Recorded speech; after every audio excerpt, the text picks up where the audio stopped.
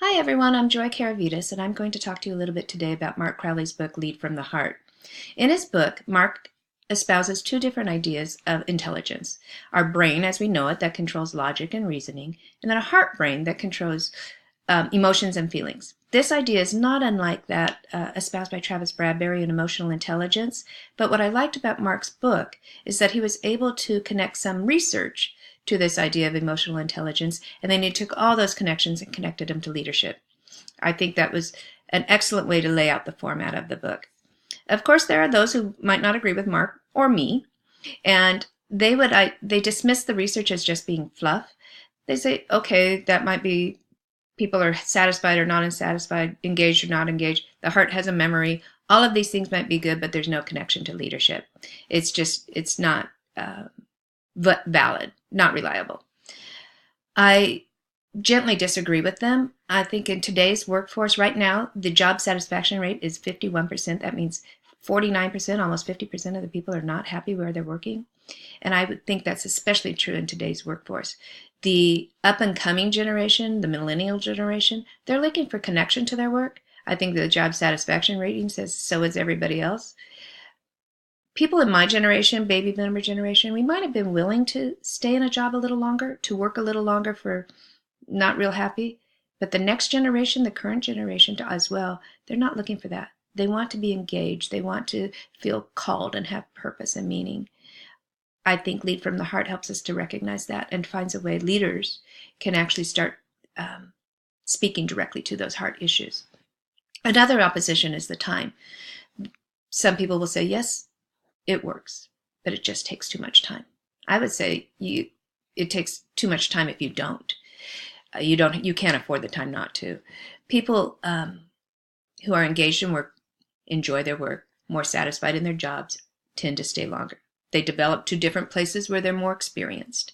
If you are not engaging in these behaviors and developing these in people, then you're going to be spending your time rehiring, spending your time retraining. So you're going to be spending the time one way or the other. You can either spend your time developing those you already have, or you could spend that time training new people, in which case you're always with a new entry-level workforce. So I would say, yeah, it takes time, but you can't afford the time not to.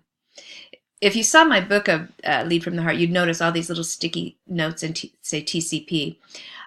That's because I find a lot of direct application to what a project I'm working on, my transformational change project at Azusa Pacific University. In my project, I directly want to find ways that our non-instructional staff feel valued and feel professionally developed and connect to the mission of the university. And looking at Lead from the Heart really has given me a few ideas that things I can do even right now as we're making our way through this transformational change. One of those ideas is to be more intentional about building those relationships. I think I'm good at connecting with my direct reports and those who I supervise. How are you? How's your day? How was the weekend? But to be more intentional about looking at dreams and aspirations, Marcus suggests that you have one-on-one meetings that actually are known by both parties, that this is what we're looking at.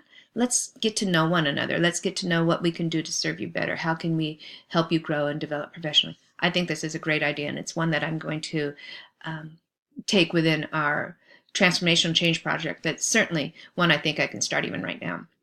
Another idea that I've started just this week, actually, is I've challenged myself to look for an affirmation for each of my employees and those I supervise that's directly related to our mission and our vision as a department. I don't want these affirmations to be just, hey, nice job, nice, thanks for doing this, but a lot more connection so they feel valued, that they understand that what they've done brings value to the organization and make those connections for them. I will say one of the biggest things in that, it's transformed me because I have to be intentionally looking for these ideas. I have to be intentionally looking for ways to affirm those who I work with. And I think it's been challenging for me, and I hope it's been engaging for them, because I think as the more that we can engage our employees in the mission and the vision and to feel value and purpose, I think that's going to be transformational change. Thank you for your time today.